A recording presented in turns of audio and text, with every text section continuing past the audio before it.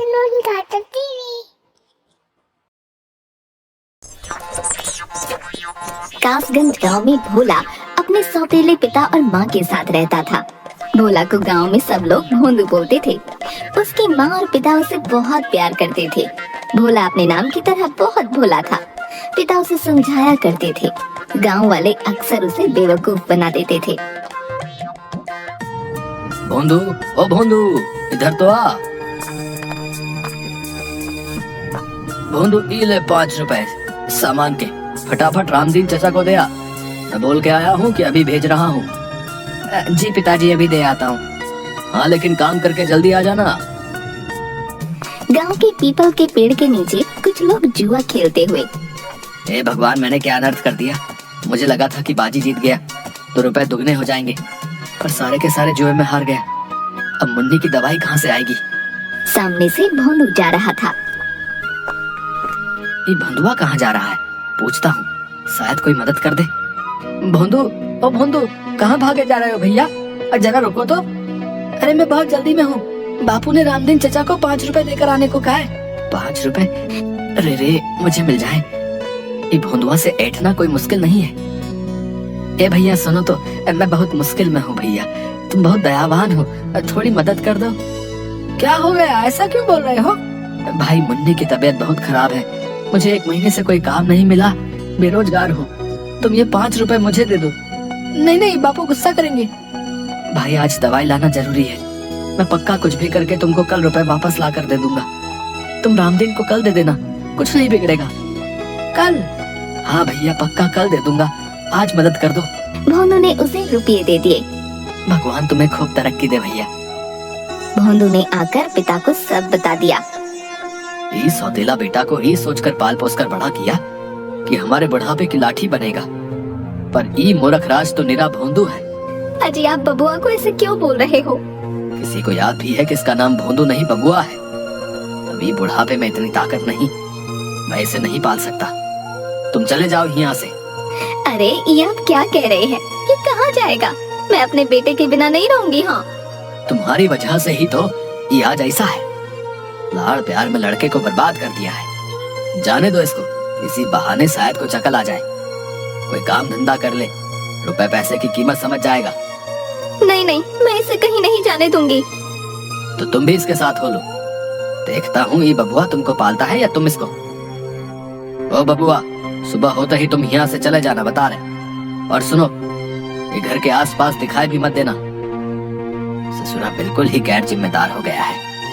खबरदार जो तुमने कोई चालाकी दिखाई या इसकी कोई मदद की तो। सुबह पिता के जाने के बाद भोंदू घर से जाने लगा। सुन, मैं पीछे वाली कोठरी की खिड़की खोल दूंगी। तू रात को चुपके से अंदर आ जाना, समझ गया ना? ठीक है। जा, अभी चला जा, रात को छिप कर आना। भोंदू घूमते घूमते एक वीरान जंगल के पास से गुजर रहा था।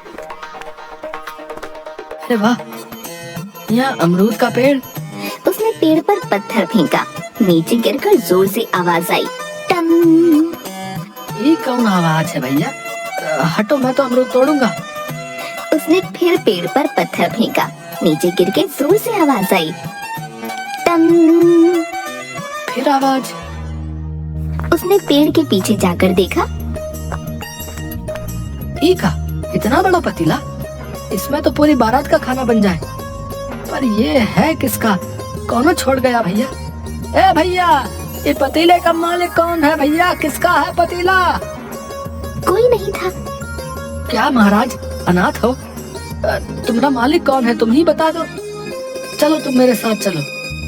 उसने पतीला उठाया तो उसके नीचे 10 रुपए का नोट था। का 10 रुपया? लगता है आज प्रभु मेहरबान है। लॉटरी लग गई, लॉटरी। ये रुपए तुम्हारी मदद के लिए हैं। इनसे इस पतीले में केवल बिरयानी बनाना, केवल बिरयानी। ही कौन बोला? कोई आदमी तो है नहीं।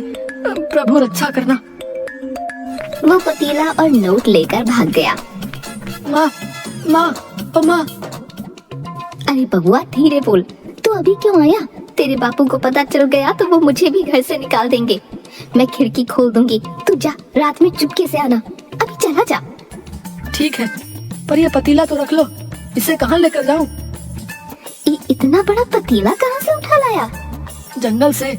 और ये देखो 10 रुपए का नोट भी मिला। माँ ये बेचारा अनाथ है, अब से ये भी हमारे साथ ही रहेगा। पतीला कोई अनाथ होता है?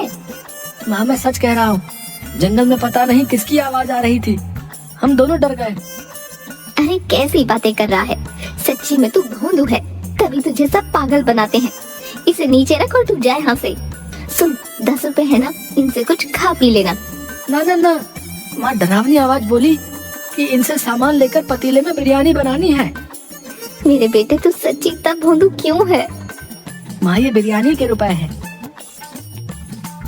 भोंदू, आज तो तूने समझदारी की बात कर दी। अरे इन रुपयों से तो इस पतीले में खूब सारी बिरयानी बन जाएगी। तू उसे बेच देना, कोई काम होगा तो तेरे बापू तुझे वापस बुला लेंगे। सच्ची? भोंदू बाजार से सामान लाता है। माँ और भोंदू मिलकर बिरयानी बनाते हैं।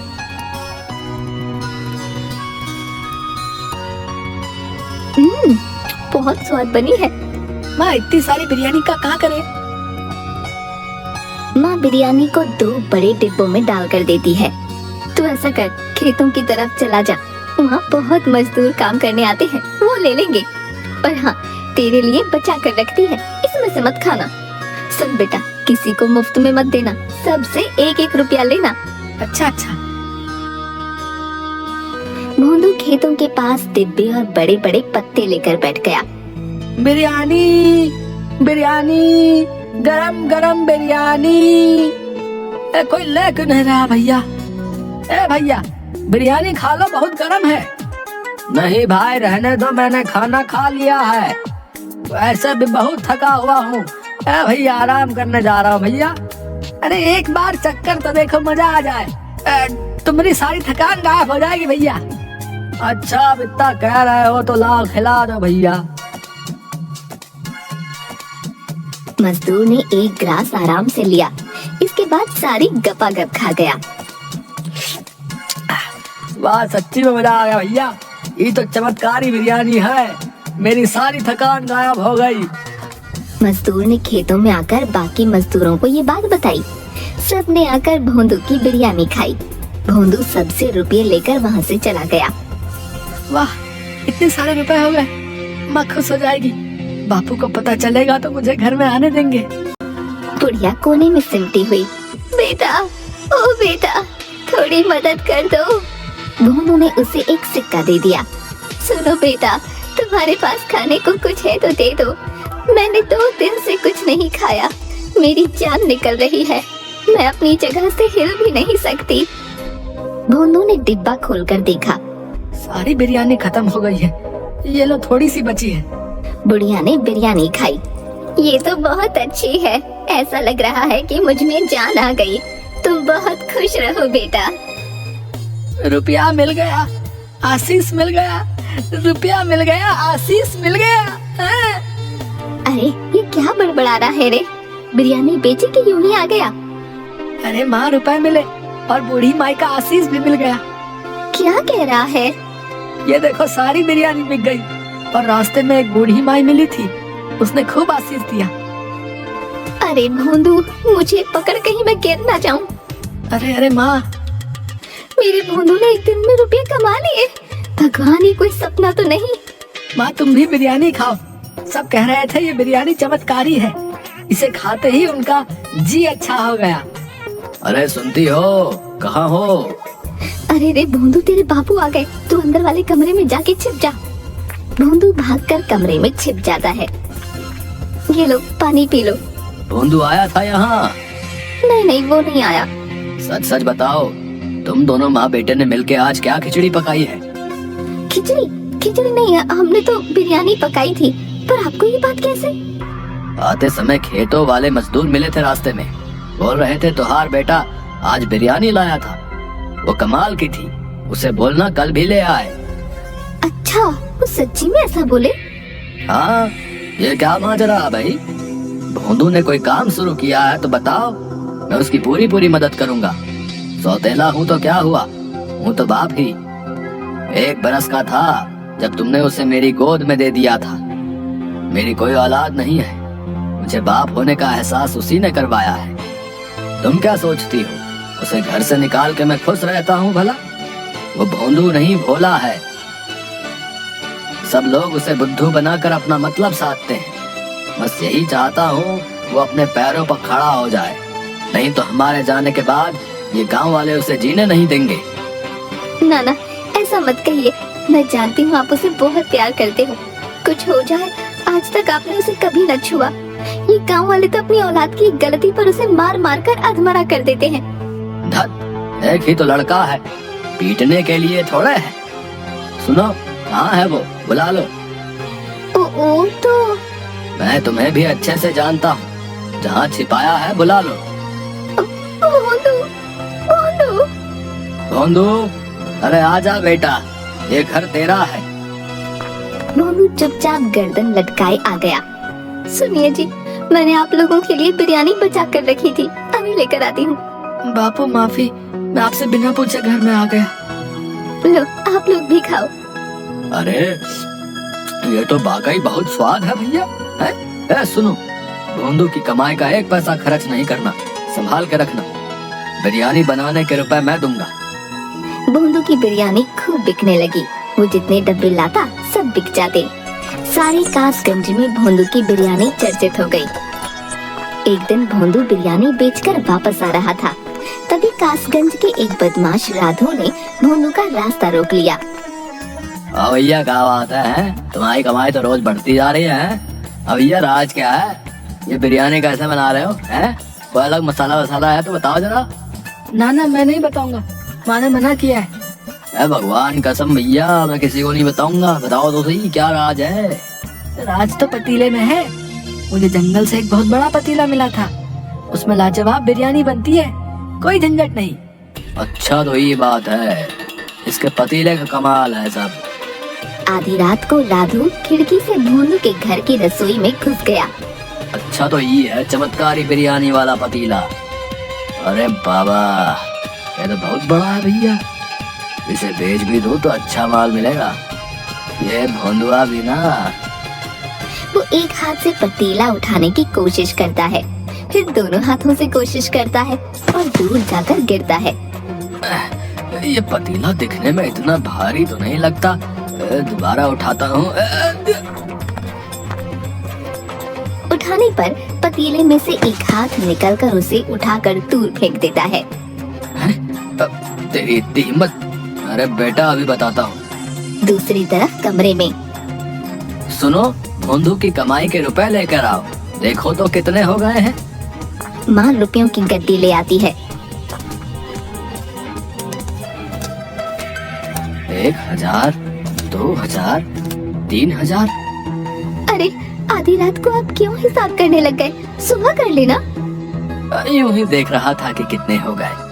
साहूकार अपनी जमीन का टुकड़ा बेच रहा है, सोच रहा हूँ भोंदू के लिए खरीद दूं। वो जमीन सोना है, सोना। तभी रसोई से मजूर की आवाज आई। आजा। मर गया रे बाबा, इतना जोर से धक्का तो कोई पहलवान भी नहीं मारता। भोंदू, माँ और पिता आ जाते हैं। तुम यहाँ क्या कर रहे हो रे? देखते नहीं, ये चोरी करने आया है, मारो इसे। नहीं मारना नहीं। पहले ही इस पतीले ने ऐसा धक्का मारा है कि मेरी कमर ही टूट गई है। तुम्हारी हिम्मत कैसे हुई? तो पंचायत में तुम्हारी शिकायत करूंगा। मुझे माफ कर दो भैया, तुम जो सजा दोगे भुगतने के लिए तैयार हूँ। इस बार माफ कर दो भैया। राधू, इसलिए तुम पूछ रहे थे कि तुम्हारी कमाई का राज क्या है? ताकि चोरी कर सको। चोरी करना अच्छा नहीं है। चोरी तो क्या, मैं किसी दूसरे की चीज की ओर आंख उठाकर देखूंगा तक नहीं। मुझे माफ कर दो। अरे चलो निकलो यहाँ से, पंचायत के लिए तैयार रहना भैया। माँ और पिता भी रसोई से चले गए। तभी भोंदू रसोई से बोला, माँ, बापू जल्दी आओ। अरे क्या हुआ, क्यों चिल्ला रहा है? पतीले में से आवाज आ रही है।